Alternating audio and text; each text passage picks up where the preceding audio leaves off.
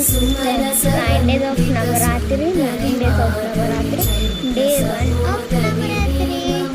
Let's get ready with చూసారు. Necklace చాలా బాగుంది.